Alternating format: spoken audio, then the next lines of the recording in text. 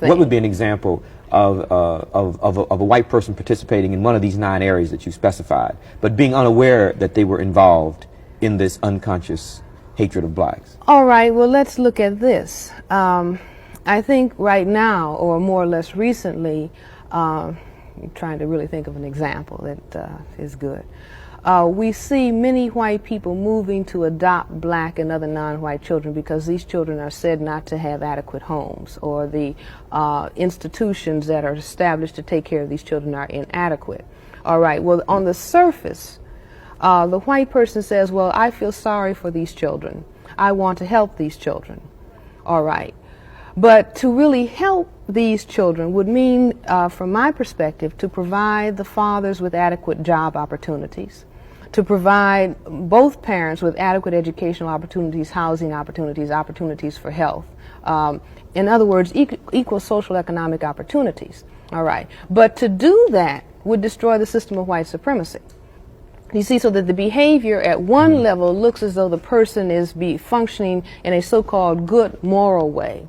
But underlying that are some more fundamental or more basic patterns of behavior where the same individual might say, well, I don't want my neighborhood destroyed, you know, by it being integrated, or I don't want busing. Or the father in such a situation might become disturbed on his job if a black or non-white man is promoted above him. Or his salary is greater. So you're saying these are ego defense mechanisms? Right, right. But these are defense mechanisms. In other words, the whole worldwide structure where white is superior to non-white in all of these 9 areas, I say is maintained to help whites compensate for a sense of genetic inadequacy. I don't know. But I think at the bottom Yes. of some things you say explicitly and not so explicitly, particularly in a quote you have here to one of your bibliographies, you say that at the bottom of it all, that whites hate blacks. Now, everything else is simply an extension or defense maneuver against that. That's a quote from the gentleman that I spoke about, Neely Fuller, who, in writing a book that he calls a textbook for victims of white supremacy, he said white people hate black people not because black people are black, but white people hate black people because they themselves are not black, you see. But I don't really, myself, I don't really deal in the question of hate, yes, because love and hate are very confusing terms. Right, but I think Fuller is saying essentially. Right. Well, I was saying that to lay the groundwork to say what I'll say now, and that is, whites are going to say that your theory is simply a black racist theory. I'm sure you know that. I mean, they're going to say that the fact that you have created your theory is because you began from a subjective position of hating whites and then went about the business of creating the theory, as Fuller is saying that because whites hate blacks, not because they hate blacks, but because they themselves don't have color. Now, how do you handle this? And I know you know this is present. Well, that might, right. This charge that you are simply developing a theory that is a black racist theory. Well, that might be a response on the parts of whites, because all the responses will be to try to keep the balance going so that the person feels psychologically comfortable. I am not advocating at all that non-white people move to a position to hate white people at all. I'm simply really trying to take the position of a scientist to say, let us understand a behavioral phenomena. And if this is at the base of the behavior, then it is best that people who classify themselves as white and people who classify themselves as non-white understand this. Do you see? Because there are many white people who say that they want to do something about racism, but they don't really know what to do because they really don't understand the phenomena. And so I say, if you understand the phenomena and you really sincerely want to do something about it, then you can change it. It's in the same way that if a doctor or a scientist says, well, I want to provide the cure for cancer, I want to look for the cure for cancer. Well, first he has to understand how does that cancer cell function, and then develop a cure based on the particular physiologic or cellular dynamics of that particular cell that is causing that particular problem. So that I'm not saying, you know, hate white people at all. I'm saying, well, let's try to understand this behavioral phenomena that has a massive impact on the massive majority of the people in the world. Now, one of the things I want to go back to that you haven't asked about was, what is some of the evidence that we have to support the thesis that white people really don't like being white, but that they wish that they had color. And one of the things that I look at and address myself to in the paper is that even though whites have programmed non-white people and also programmed themselves to believe that if you have color, that this is really means that you're inferior and that this is degraded and that this is ugly, that white people suntan, you see. And the suntanning mechanism itself is a phenomenon that is seen all over the world in people who lack the capacity to produce skin color. And what they are actually doing is exposing themselves to the sun and to the ultraviolet rays of the sun, so that the ultraviolet rays will stimulate cells that are called melanocytes to produce small quantities of melanin if they're capable of producing any melanin at all. And that's the very pigment that they are using the ultraviolet rays to stimulate that people who are classified as non-white already have. Like black people have the greatest capacity to produce melanin, so-called brown, and then so-called red, then so-called yellow people. And white people have very little, if any, at all capacity to produce melanin. Also, the makeup industry is a really massive industry, you know, all over the so-called Western world, where people are adding color to colorless skins, or stockings, you know, that have various hues are adding color. And I think that some of the attention within the whole of the white supremacy culture, some of the attention that they pay to hair color can be seen as significant, because that is the only area of the body that really has quantities of melanin pigment. Melanin pigment is also responsible for hair color. White people get very excited about... Is this why they say blondes have more fun? Well, would that be a reaction formation? No. I think that that's a reaction formation. I had an interesting discussion one time where I was saying that apparently, based on the behavior of whites, that one can say, well, white people really don't like being white. And there was a white woman in the audience, and she said, well, she heard on television that blondes had more fun. And I said, well, if you look in some areas of the community where black and white people are living together, you see the number of white men, let us say, who are looking for white black women, that is, to have sexual relationships. I wonder whether the blondes are having any fun. Because there is a sexual attraction on the part of whites for non-whites. Now, whites have turned it around, and they have said that non-white people, and in particular black people, are sexually attracted to them, and the white man has gone into a historically hysterical in that same context, reaction. In that same context, because I want to make sure that this hate situation is thoroughly understood. Whites, to a very great extent, say that blacks hate them. Right. Now, how do you interpret this phenomenon? Well, whites are projecting.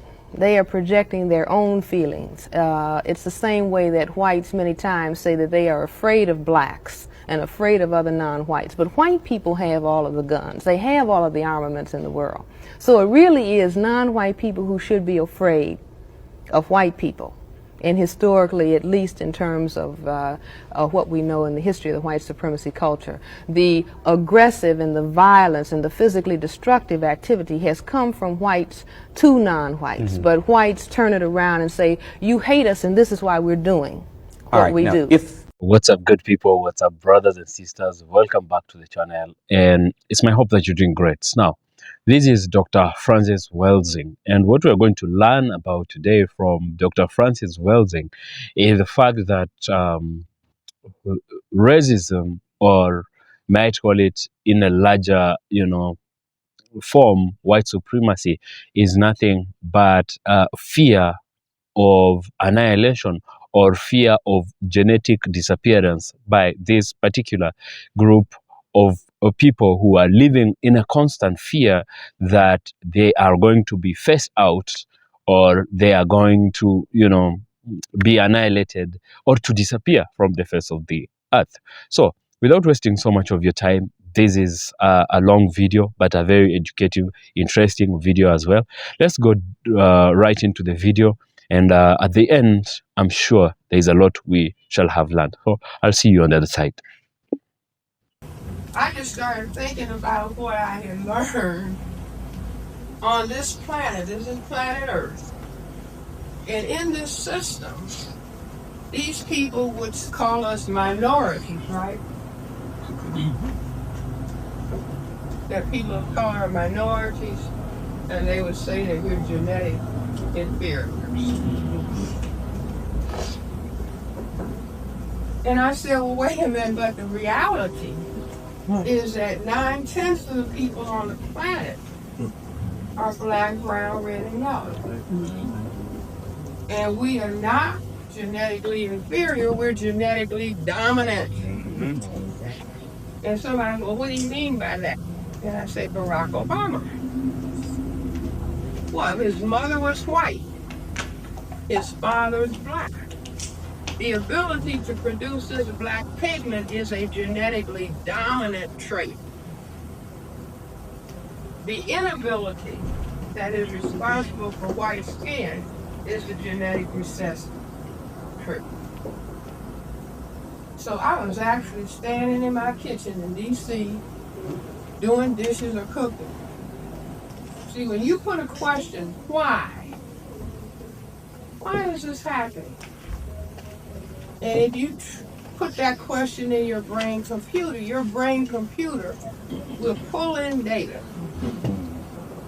You see, that's why they would say the slave, yours is not to reason why. I mean, you're not supposed to think. Yours is but to do or die. Just don't think, I'm the slave master, let me think.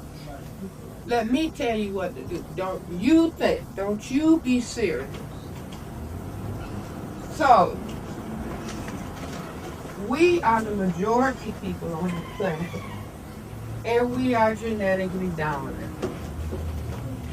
And so I said, okay, 15th century, Columbus started the white people coming out of Europe. They went all over the planet, and everywhere they landed, it would be people of color. There was no more white people, just white people in this little tiny area. So you go and look at the map. Gigantic Africa, Asia, little tiny countries look like a little beanie on the top of Africa.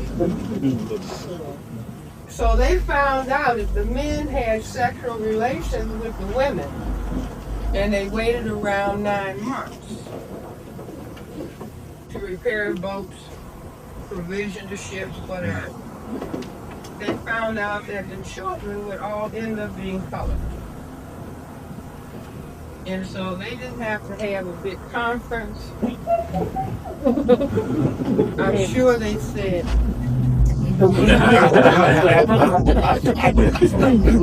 what these people got in their boats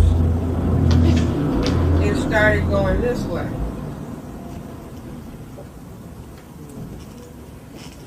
They said white could disappear on the planet.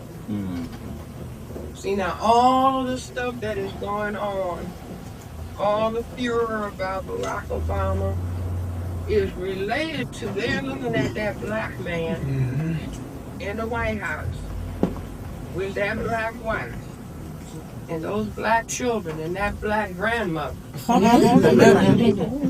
And they are saying, what if the black people were in charge?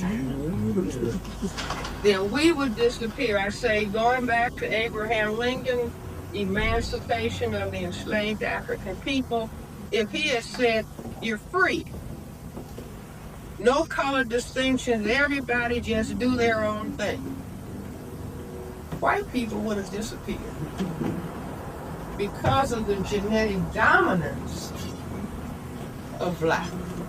Now they understand that. I've given lectures and talked to white people, and I say politely, do you want your children to be colored? Do you want your grandchildren to be colored? Do you want your great-grandchildren to be colored? Do you want your great-great-great-great-great-grandchildren? And what do they say? No. No. Make no mistake. No. And you may see a lot of white women, white movie stars with little black babies. See, they're just letting that happen. You got to look at the whole picture. That's happening simultaneously with thousands of black men being incarcerated. thousands of black men who are unemployed. You see, so they understand what they are doing. Everything they do in economics, education, entertainment, labor law, politics, religion, sex, and war is for their genetic survival on this planet. Now, if you understand that, then you will understand racism is war against black people in general, but black men in particular. Why? See, why? Why the men? Because they reproduce. They reproduce. You don't have nobody reproducing. Because they can force It's things. going to be on the examination. It's because women, whether they're white, black, brown, red, or yellow, can entice a man to have sexual intercourse. She can't make him have sexual intercourse. In other words, if I went to my purse and pulled out a Uzi, and I selected a man, I said, now you are going to have sexual intercourse.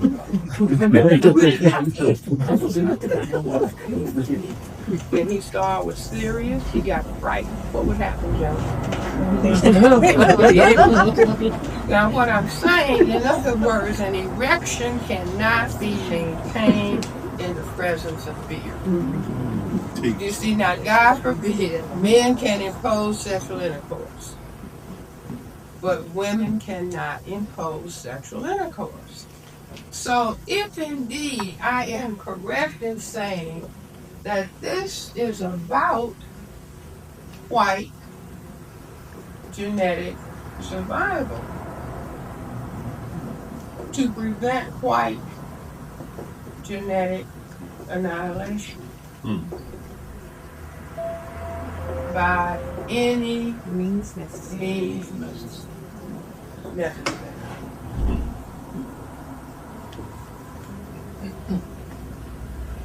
See, you turn on History Channel. See, white people are arming themselves. Right.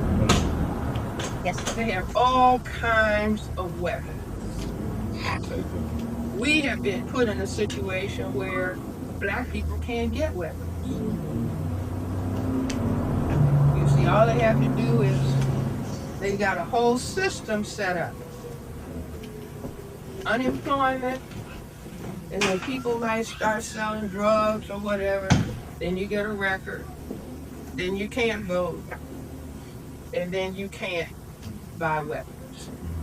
So, see, they understand completely what they are doing while we are dancing and singing. Sometimes praying.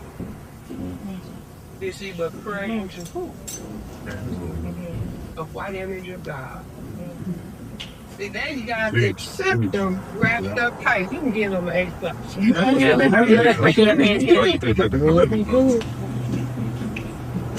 See, when I was a little girl, my grandfather was chairman of the Deacon and Trustees Board at Olivet Baptist Church. We were in church before we could see straight. And I remember the little Sunday school card with the white Jesus kneeling down, covered in white robe on. And so I remember looking at this. You look at it every Sunday on the Sunday school card. And so at our house, we had a pantry. You know, on the first shelf, you know, where you could have tall items. It was always right there in the middle was a big box of Quaker Oats. I had some Quaker Oats to spare. A big box of Quaker Oats. So I remember going and looking at that. I don't know whether I was 5 or something. And I looked at this white man on the, you know, the white man with the Quaker hat and the long white hair. And so I decided, oh, I guess that's Jesus' father.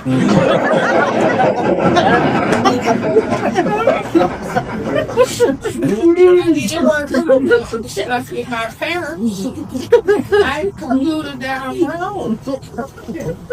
Well, that must be Jesus has got that long blonde hair. And here's an older man, white, They didn't look like the people on the south side of Chicago. But I said, I guess that's God. Now, everybody, whether you're aware of it or not, when that image implant of Jesus, the Son of God, when that goes into the brain, your brain has to conclude that God is white. Right. So he couldn't be black. Otherwise, how could Jesus come out white? Now, I don't know how many people saw the Newsweek for a couple of weeks ago, 2 weeks ago or a week ago. It says something about forget the church, follow Jesus. And it had an image of a blonde white man. Jesus. Now, see, when you got the image of God, the same image of the person who oppresses you, then they have you do a musical, Arms Too Short to Box with God. Arms too short to box with the white man. See, you don't understand. See, but there are little clues. See, the truth always surfaces. I tell people in my institute that if you look at the word Jesus in Ebonics, you get just us.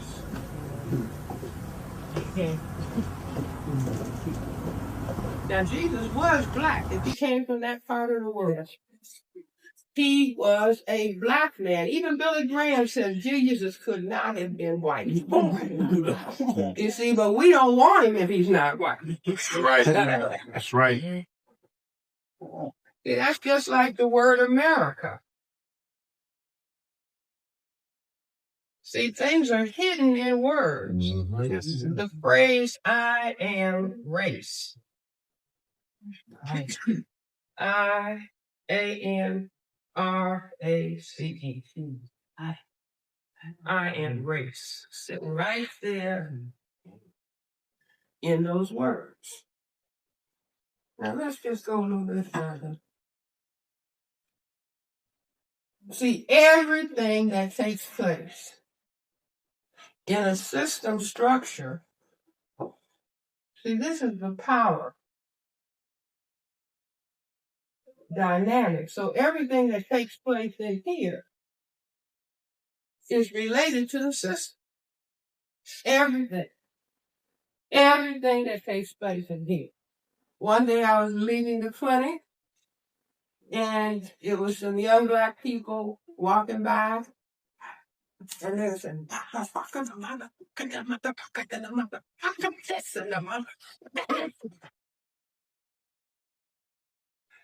and so I thought to myself, first thought, why are the children talking like this? Second thought, if this word is used with such high frequency, it must have significance beyond just something that people are uttering. So I go back to the system structure.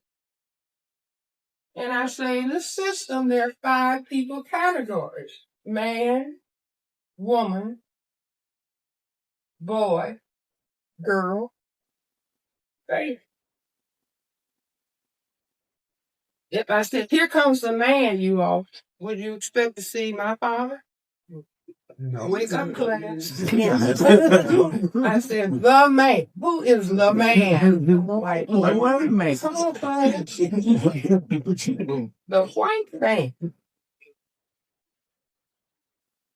So it's the truth that is going to set us free. We're in a mess. Yes. We are in a genocide slide because if somebody is trying to have genetic survival and prevent genetic annihilation, they will destroy the people who are the threat to their genetic survival. So we got to get down to the truth. So if the man is the white man, any other male has 4 children. Woman, boy, girl, baby. How many black men in the past lost their lives? Don't call me no boy. Is that right? Right. The boys out. Until recently, woman and girl were out. The baby. How many black women have called a black man baby? Let's still show it.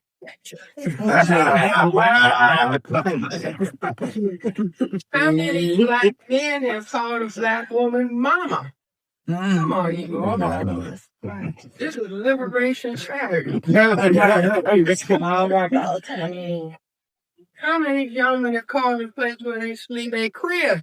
That's popular. See, the brain is just a machine. So man who calls another man the man, that means the only one. That's an isolated element. Calls himself baby. Calls a woman he sleeps with mama. Calls a place where he sleeps a crib. Well, what? Call himself a motherfucker.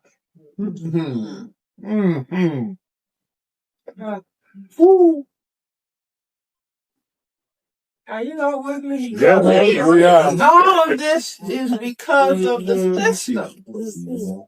In other words, this means the only person with power are white men.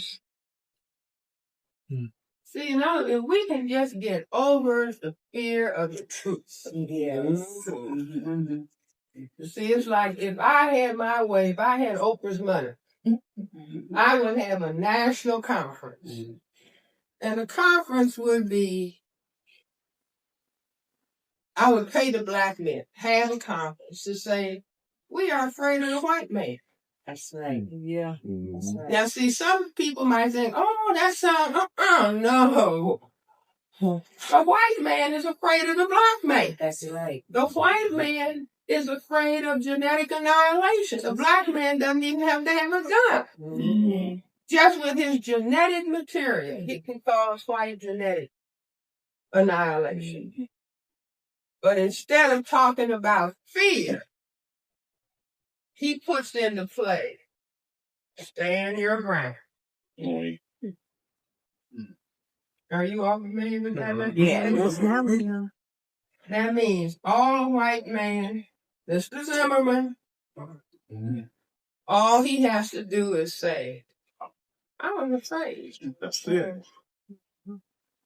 And that will be called justifiable knowledge. See, my little bet is on, will Mr. Zimmerman get off? Yeah. Mr. Zimmerman will get off. See, they first reported that Mr. Zimmerman was white, and they started calling him Hispanic. Hispanic doesn't have a color. That's right. Right. I'm sure he checked white on the census. His father is white. You see, so he was standing his ground. The reason that the police let him go was because they all have that mindset. No, I'm not going to stop. I'm going to pursue him. And the next thing we hear is Trayvon calling for help. And the next thing we hear, the gunshots, and Trayvon is dead, and Mr. Zimmerman walks. See, stand your ground laws are now in 26 states.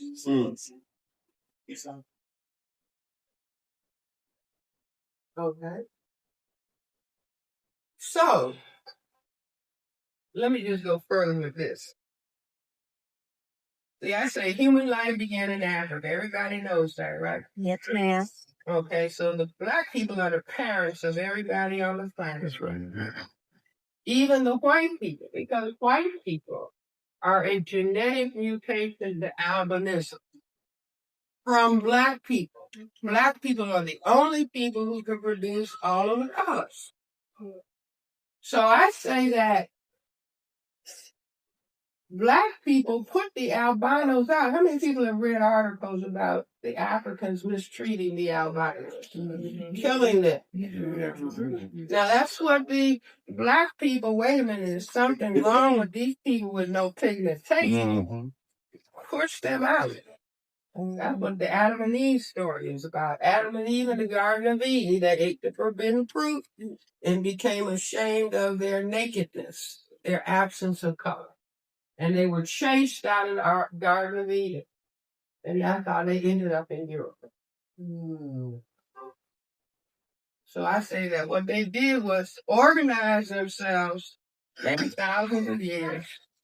And then they came back to Africa. And they got us. I call it white reparations. See, they came and got us and said, okay, you black people, you're going to work for us. You're going to put that black baby out in the box, in the field, and nurse this white baby. And you're going to work and clean for us, and we're going to beat you like every child who has ever been given away by the parents. See, we see stories about all the happy reunion. That lasts for about 2 weeks. And then it hits the child. You gave me up. And what does the child want to do to the parents? Do you all understand? Absolutely. So like I tell people in my office, you know, we are the parents of everybody on the planet. We're white people's parents. When I first told the white people that, and I said, you know, maybe we as black people owe you all an apology. Maybe we were the first abusing parents. Yeah. Because we gave you up because you didn't look right. You were mucus. And I say that's why you have Uncle Ben's, Rice, and Jemima. See, those are relatives speaking. They call the black woman Mammy. Yes. They call the white woman who takes care of children a nanny. Right? Right. And that's why Oprah Winfrey's program was so successful. See, her and the Baby Tim man. Yeah.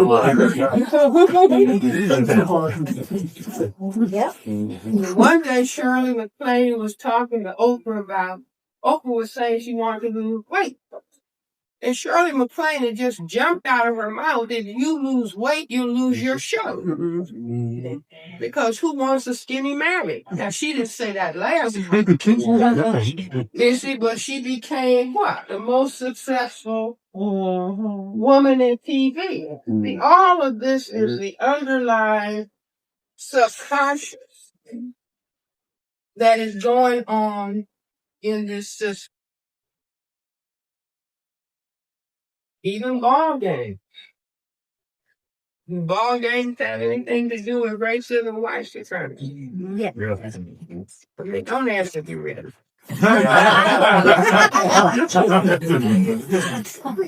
Black people who haven't read the book answer. A white man came to my lecture last week in D.C. So I was asking him, I said, you know, one white man sitting in the middle of all these black people, but he had 4 black people as his protectors. And I asked him, I said, what are the 2 series of ball games in the system of racism and white supremacy? See, people are looking at ball games all the time. People go to ball games, pay attention to ball games more so than religion. Every season has a ball game. So you keep looking at balls, right? Now, what did I say about what's the problem on the planet? The problem on the planet is this. Now, that's not a man with glasses.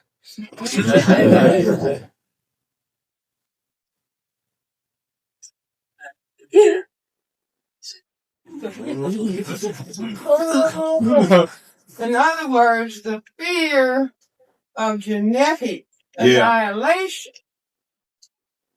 This is just a schematic view drawn by a physician of male genitalia. These are called testicles. What's in the testicles? The genetic material. Colloquially, they are called what, gentlemen? Balls. Balls. Is that right? And let me get it. See, I don't make stuff up. I just listen to the culture. Listen to what the culture is saying.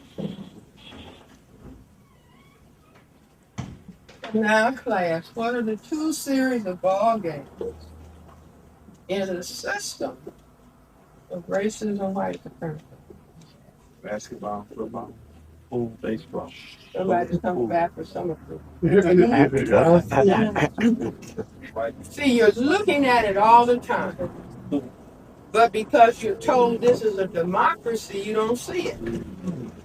See, it's what are you told, and that becomes the frame in which you look at things. Once you understand that the frame is a system of racism and white supremacy, you will begin to see things differently. So we're looking at the two series of ball games all the time. And this comes out of the white brain computer. The two series are big brown balls and small white. Are you all with me? Yeah, we could say marbles without golf.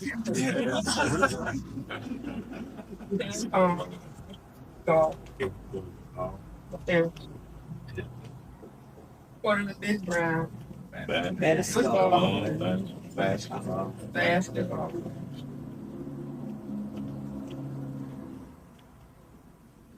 Okay, now, what do white women say? White women say their ideal mate is who? Tall, dark,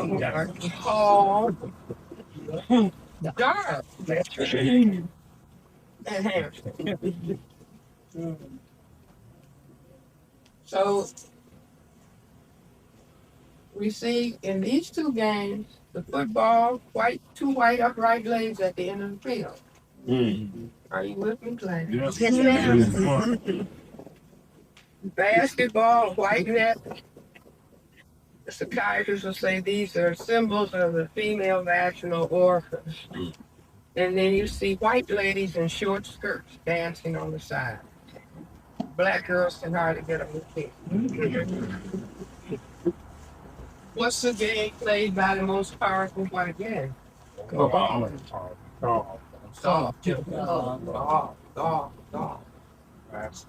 That's probably why Tiger had to be killed. So he doesn't understand. Okay, golf. Long stick held between legs, right?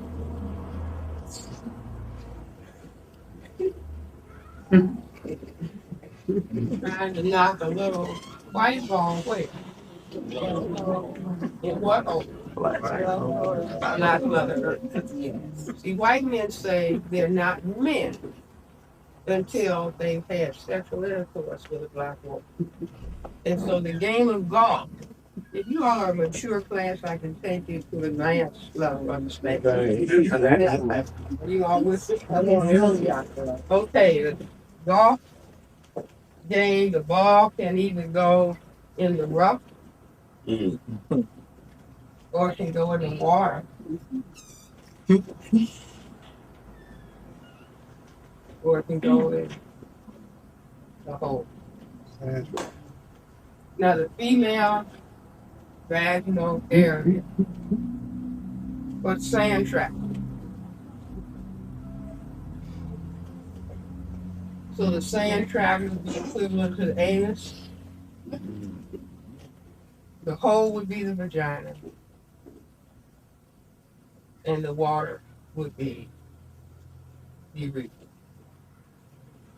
See, all of this is symbolic material coming out in the brain, dealing with a survival. See, white people are dealing with their survival. They are not playing. See, they teach us play. Clown, play, clown. We will be serious. And I say that's why as 1/10 of the people on the planet, it's only 1/10 people on the planet who are white. But they appear very powerful because they are all focused on how they classify themselves. See, they don't call themselves Euro-American. They call themselves white. Now they tell us, call yourself African-American. So you're not even focused. See, what color are we? See how quiet? We are black in shades of black. But as long as we are running from this, there's an African proverb that says, when the fool learns the game, the players have dispersed. See, in other words, we have been completely deceived about what is really going on.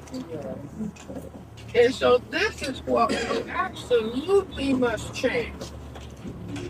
Our children must be helped to understand. See, black people will say, do I have to tell my child about racism?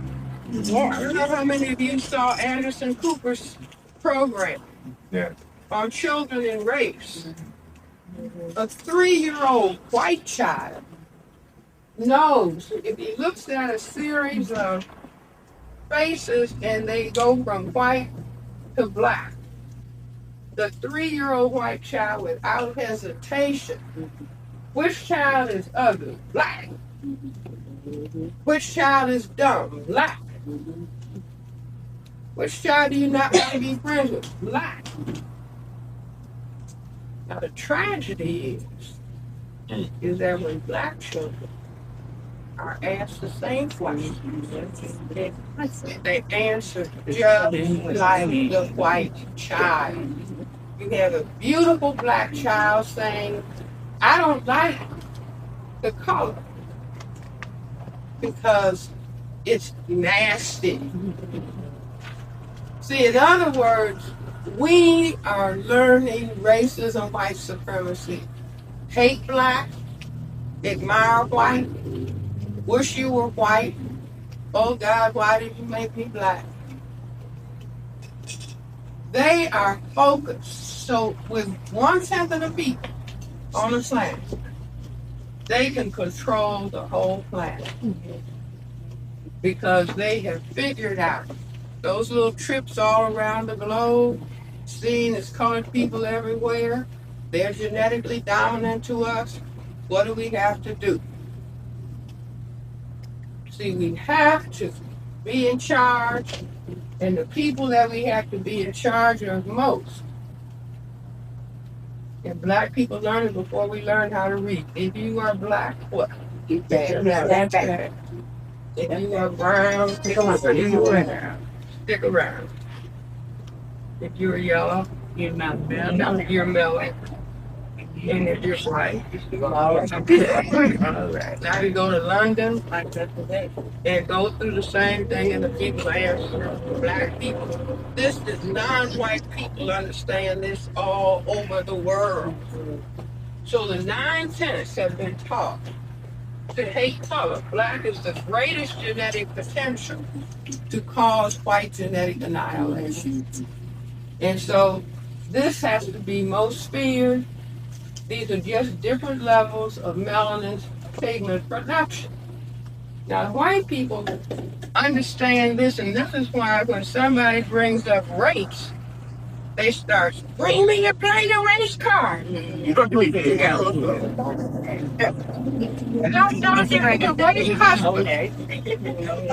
See, all of the things that they say President Obama, he's not an American. He's not a Christian. Translate, he's not white. See this over and over again. Now they understand the discussion. See, while I don't like him myself. Right. See, it's no black person who could be in his situation who would be doing anything differently because they have shown Brother Barack when they let the lady in the red dress come into the White House. Yeah, right. Look, buddy, we'll let anybody in that we want to let in. Do you get it? Yes. Right. You can be killed anytime we want. Now, you got a nice wife, right? And some pretty long children. They can be gone and you can be gone. So you don't believe it? We'll give you Act 2. Colombia. See, there's no way in the world Right. that all those Secret Service people and Army people acting together. Yeah.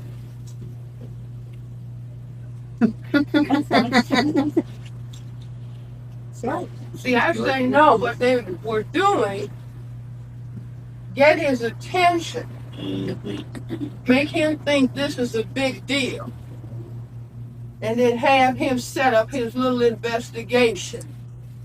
And when he thinks everything has been taken care of, we will take care of him.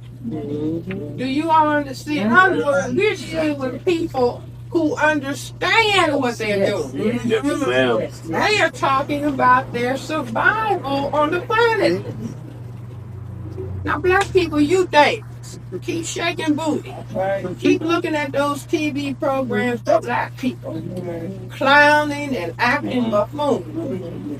Now, that's what we want you to do. Clown, buffoon, and clown. And I would like to be wrong. But see, following this, what would seal the election? Assassinate him. And then have the black people rioting. And then put the black people in those prisons and everything, Patriot Act that they got set up. So we have to come out of pettiness. I don't like him. Listen, the game is about race. Man. See, he even said, well, we need to have dialogue about race. Then the Attorney General said, are we a nation of cowards? That's what he said. Being unable to talk about race. And the powers that be made both of them shut up. You're not going to be talking about race. You're not going to be revealing what we're doing. So you boys better shut up. I know you're supposed to be president, and I know you're supposed to be attorney general. This is a white supremacy system. See, they were showing him your advanced team, people who are supposed to protect you.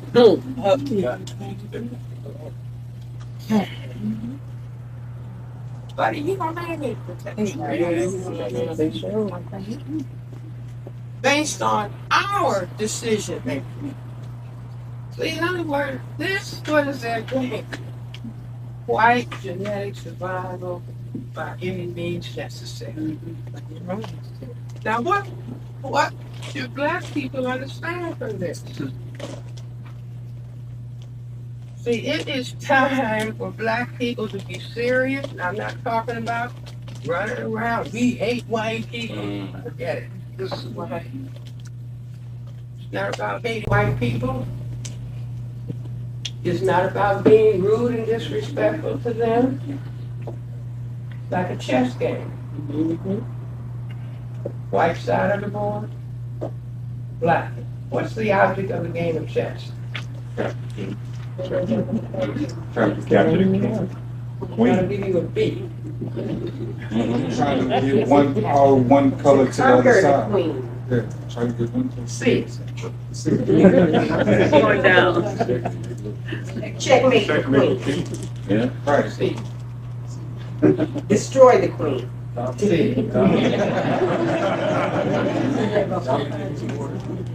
Game of chess. Who moves first? Oh, yeah, the White. White always moves first. White is playing offense, defense. Defense. That's offense. That's displayed by black. The object of the game is for the white king and checkmate the black king. You understand? Yes, ma'am. From Trayvon to Martin Luther King and all of the people in the middle. If we checkmate him, we can make their whole thing collapse. We can make every male child confused. I see little children, male children. A child said to me, Dr. Welsing, you know, all the little boys brought to the psychiatrist because they won't work in school. Little child said, Dr. Welsing, I think I can do my homework if I just had an official father. Now, when a child says that, the psychiatrist wants to fall under the desk in tears. Another child said to me, if I had a father, he could at least have taught me what goes on under the hood of a car. Now, these are people 10, 11. See, all these little boys that are acting up, these are children that are traumatized. They're children who are depressed. And children get depressed. Where is my father? See, I'm not saying the fathers are bad. White supremacy said, I'll put you in check. I'm going to put you in check because I have to do it for white genetic survival. You know, we have to understand what is being played on this field. What is being played on this power field. And we have to decide, well, now let's see, what are we going to do about it? So you're not going to spend any energy, time hating white people. That's what they want us. We did that. Been there, done that. Hungry, been there, done that.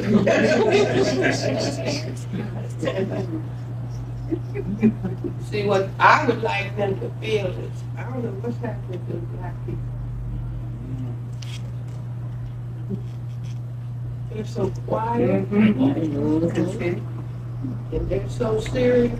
Anybody working in an office, as long as the black people are cackling over the corner, throwing chicken bones on the floor.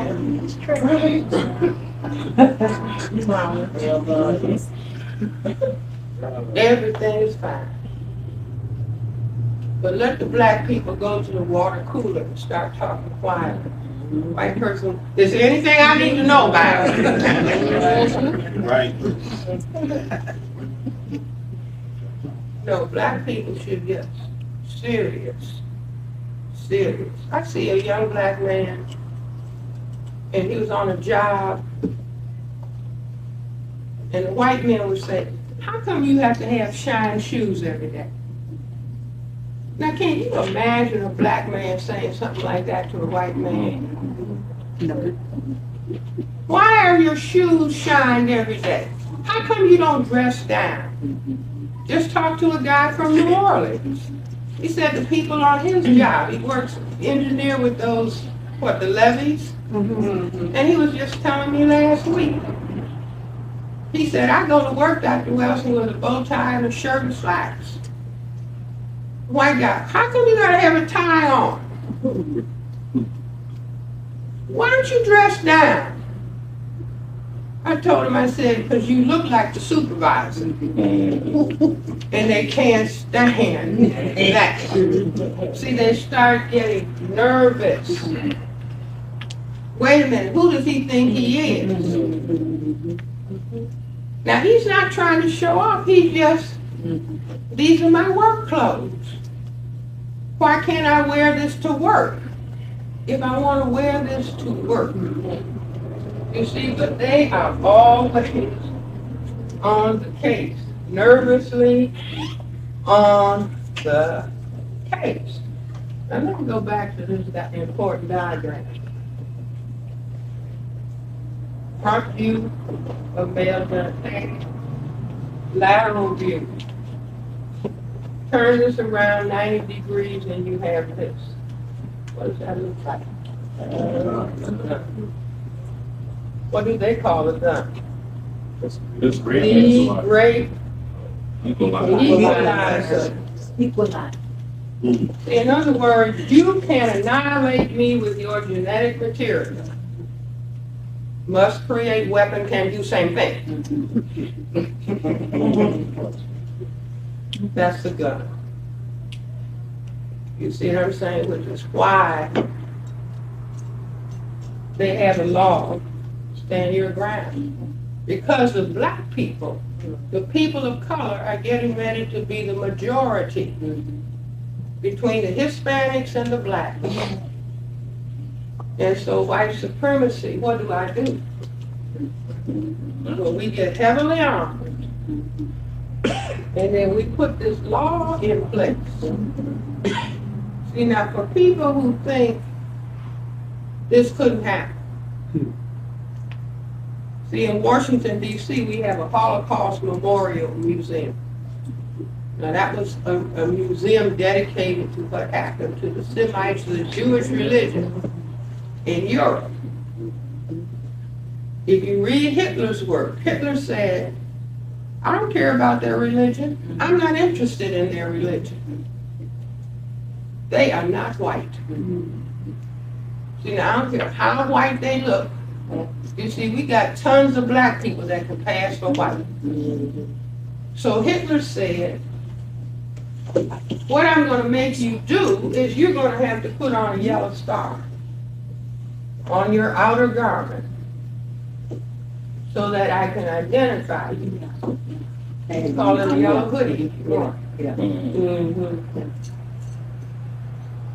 And so anybody who had that yellow star on their clothing could be beat up in the street, could be killed, their stores could be destroyed. You see, now the Jewish people don't want to think back and call themselves non-white. They want to be in the white group now. You see, but you still got Nazis and white supremacists going around talking about destroying them here.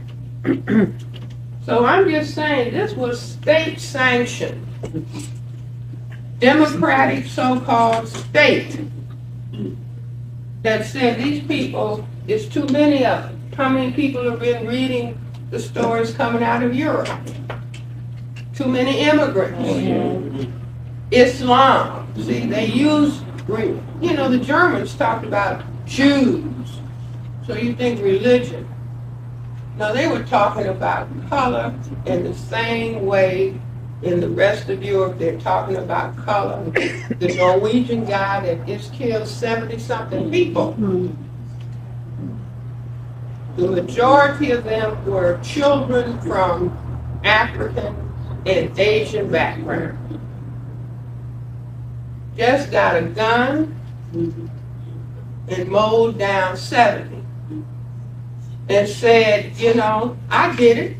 I'm not sorry. Sorry, I couldn't kill more. So the point is that we have to, as I said, forget hate. We have to understand and say, this is why we greet each other. Hey, what's happening? What's happening? Hey, what's happening? What's happening? Because we don't know what's going on. See, the brain keeps raising. What's happening? What's happening? What's happening is a system of racism, white supremacy for white genetic survival. See, none of this is new. This is just the extension of lynching and castrating black men. Killing at will. You see, now I can feel the vibe. See, it's painful for us to think about this. It is painful for us because our whole thing from the civil rights era on was, well, we should all love Rodney King. Can't we all just get along? You see, but if the goal objective is white genetic survival, if you take Dr. King, he's a brilliant soldier, sociologist, minister. So he said everybody should love. But what would happen on a planet if 1/10 is recessive and the 9/10 are dominant and everybody just put a heart around it? Love. The white is going to disappear, and the white people understand that. See, they understand. A white person told me it's time for me to shut up. Okay. See, sometimes white people say, Dr. Welsing, how can I help?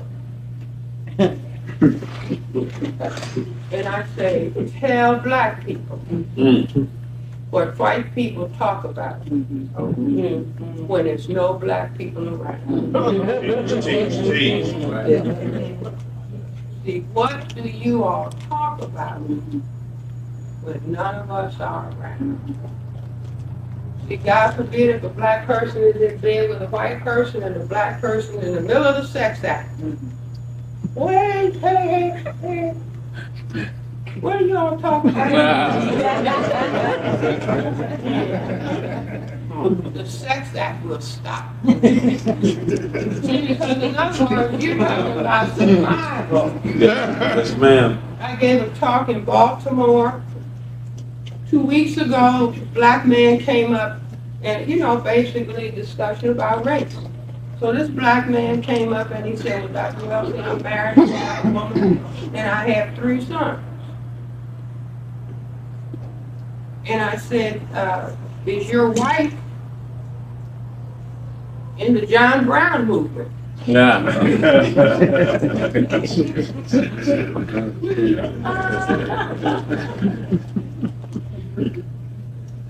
See, think about all the white people who are in bed with black people as we speak. Do they have an organized movement to stop the white people who are planning to hurt black people? No. No. See, American University professor, female. American University had an education program for the black prisoners in Lorton.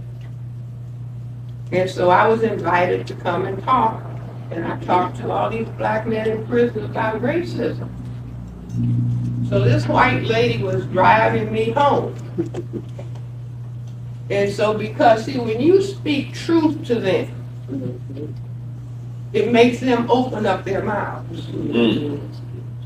Like a white banker said to me, I gave a talk in the, in the 70s, I guess, when they had, a black speaker in a white bank. I gave this talk. The banker said, came up, white face, silver hair, $1,000 suit, shook my hand. He said, Dr. Welsing, you're right about what you're saying. But what can you do about it? I said, we'll just have to see. The white professor.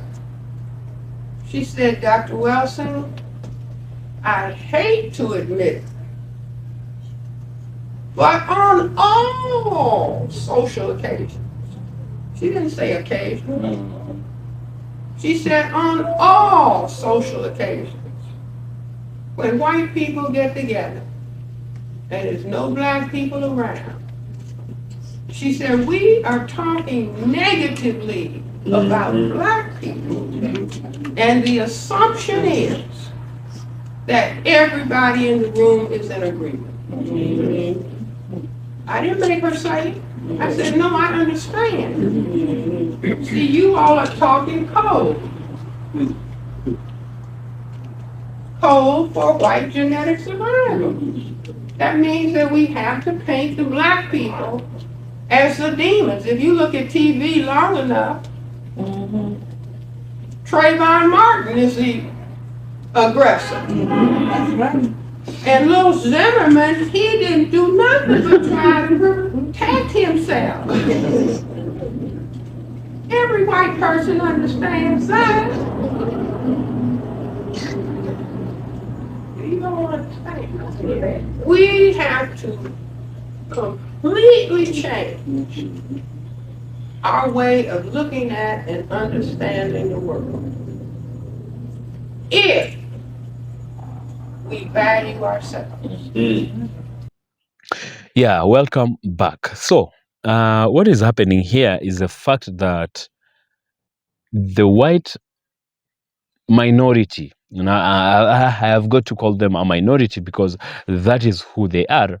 The white people have never been a majority on earth at any point in history, but they often make it look like everybody else is a minority and that they are the majority. So these white minority are living in constant fear that they will disappear from the face of the earth. And they try to do anything in their power to make sure that this does not happen. And what is it that they end up or they result to doing? Become violent, become aggressive, become cheeky and very cunning, and gaslighting. And this is how the whole thing comes about. Now, they form a system in which all of this, happens. And if you understand, a system is a combination of very, very many small components that actually work together for one particular input. So the system that white supremacy comes up with has only one input. Has many inputs but one output. Now let me scratch that. So a system is a combination of small components or bits by bits that work together to give a desired particular outcome. Now, racism, I love to call it white supremacy, as many people might understand it that way, are small bits, ways of living that actually are all targeted at a given output. And the output is trying to praise and lift the white person. And when we talk about a system and in being a combination of many systems, now Dr. Cress Welsing is now trying to break it down for us to understand what is a system. He talks about education, he talks about politics, he talks about economics, he talks about the justice system. All of them are created in a way by white supremacists who run this world, or who at least their fear, push them out of their comfort zone to attack. Now they come up with all of this system in which all of these players that I have mentioned play towards, lifting the white person at the expense of the people that they get the most fear from. And that is why you see every of all those systems, the justice system, the economic system, the political system, the education system, is never fair. Cannot be fair, because then when it becomes fair, it defeats the very goal on which this system was formed. The system was formed in which all of these are supposed to create an unfair ground from which then the white supremacists can benefit from. So for them, equity and equality are not terms that exist, are actually terms that are an opposition to their target. And so this is the fear. Now let's talk about, we've talked about the system. They come up with a system. And now what makes them come up with a system? And a very absurd system that really oppresses so many people at the expense of a very little people. Now, what has pushed them to this system is fear. And this fear is very obvious. And we're going to expose the fear. So these people are genetically an inferior people, an inferior race. That is really explained properly by Dr. Cress Welsing, or biologically, it's explained when a black person and a white person come together to make a family. Their offsprings are always going to have more of the black traits, because black gene is dominant, white gene is recessive. Or in other words, black gene is superior, white gene is inferior. Now, in any case of integration, in any case of black or colored coming together with the white, then the white is going to disappear. The white is going to disappear.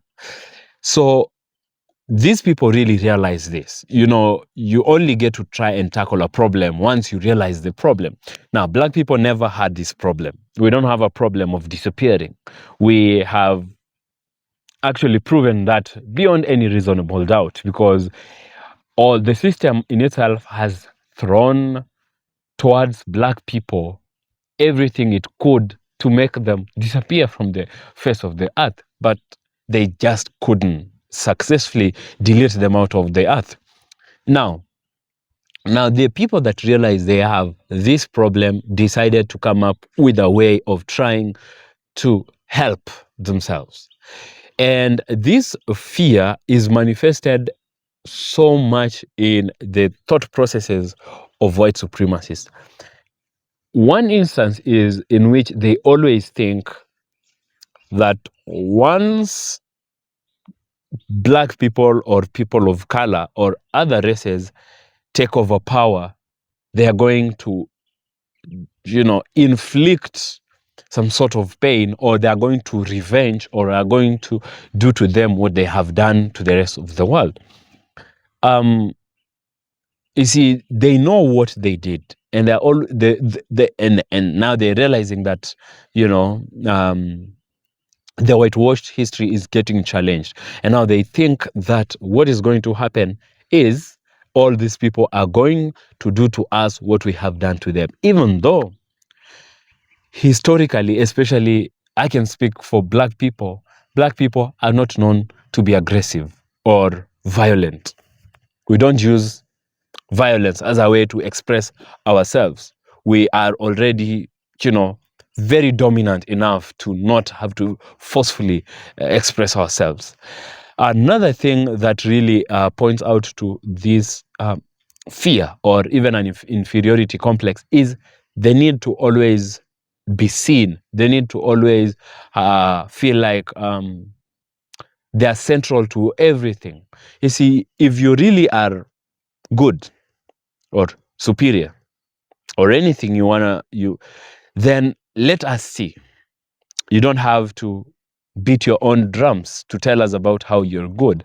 We will see and we will praise you. We will praise the goodness in you. But white people always want to be the center of everything. That's why there's something called white rage. White rage by Dr. Carol Anderson, in which white people get mad and agitated with black excellence, or even black silence. Have you realized that when also white people don't just say anything, they mind their own businesses, then they are provoked into speaking, and when they speak, they are told you are very loud, you are very violent. Now, again, look at it from this perspective. In societies in which white and black are coexisting, like in America, for example, if you are to read and rely on whitewashed history, whitewashed media, mainstream media, then you realize that a skewed system has made you believe, has created a stereotype in which everybody thinks black people are violent people. Black people are crude people. Black people are primitive and backward. Africans are backward people. Africans live very primitive lives. Until when you say, go down the rabbit hole and you realize that black people, they're not violent. Black people are very independent. Black people are almost a very self-sustaining people. When we talk about violence, how many atrocities in form of genocide across the world have you heard that were committed by black people? And when I say black people, I just talk about generally people of melanin, melanin rich folks. Which genocide has it that these black people have committed? What atrocities have they in large scale, in the scale in which white people have done? White people have annihilated populations completely and totally. In Africa, for example, before the coming of the white person, black people used to roam around the whole continent of Africa freely, sometimes displacing each other, but not necessarily as in the scales in which white people displace and annihilate people. They just push and live freely within, and they're not greedy, and they know how to live with each other for each other, and they share. They're community based, they are communal, something white folks don't have. A sense of community is something that doesn't exist with them. A sense of sharing, no. That's why when they came to Africa, they decided that Africa cannot stay as a whole, and they divide and subdivide it like a piece of cake to themselves. They cannot even eat just amongst themselves. They're too greedy to even share amongst themselves. And so I was saying, you take this, I take this. You take that, I take that. And you realize that even in the partition for Africa, they were still fighting each other to grab more from one another. And then we now talk about the massacres of white people.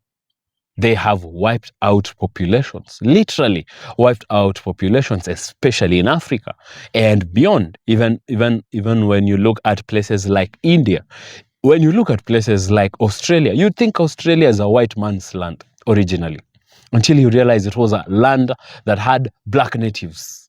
But today, you only get small traces. You'd think America is a white man's land, with how they chest thump and beat their chest. You'd think that they originally belonged there, only to realize that that land had people that predate these white people. So they're always projecting fear by thinking other people would behave like them once the tables change. And they're always greedy. They want to take it all, so that other people cannot be empowered. Other people have nothing left, so that they are subject to them.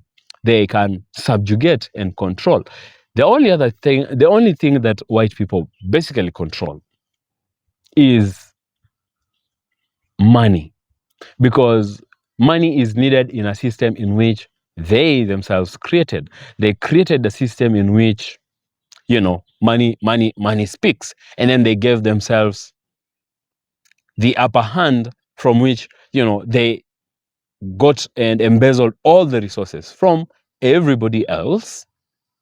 And then what happened thereafter is asking everybody else to get the money that they already have hoarded. I mean, they create a competition. They set themselves far ahead of everybody else, and then they want to be praised for winning that competition.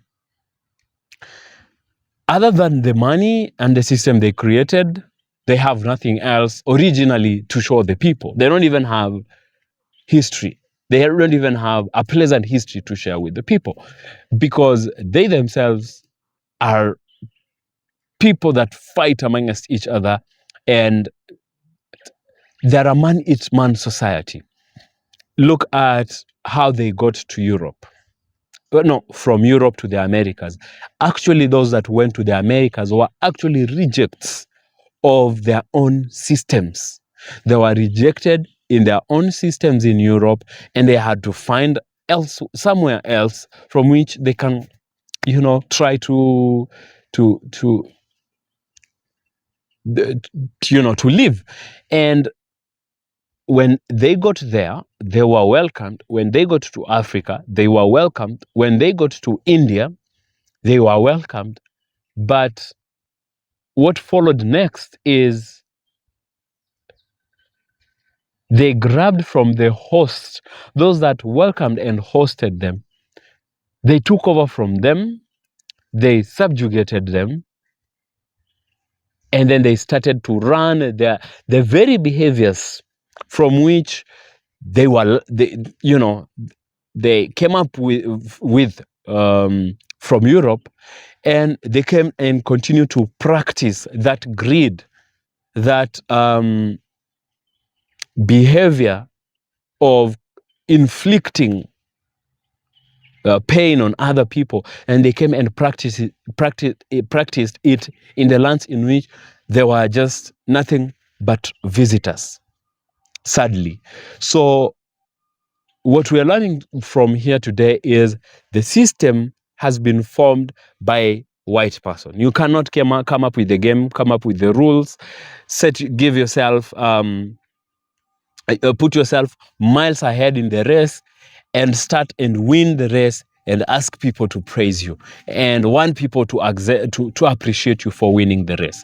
It is a system in which every component of that system is supposed to work against other people, especially people of color, black people, and just to, gratuity, narcissism, a narcissistic behavior in which you're always central to everything. All the systems, you create them, you win, you get the praise. If anybody else try to get praise, you go and grab that. Nobody else deserves in their eyes. Yeah, and that is how we came about the systems that we live in today. So it's good that we question history. It's good that we question the systems. It's good that we continue to learn. Because then when we don't understand how we got here, then we will not be able to determine how we get forward. Yeah, I have loved and I have enjoyed learning from Dr. Cress Welsing. And I hope you also did it. And if you did, then please give this video a thumbs up and also share it. And if it is your first time to this channel, welcome, and hit the subscribe button to be part of us. So until next time, I'll see you in the next video. Peace out.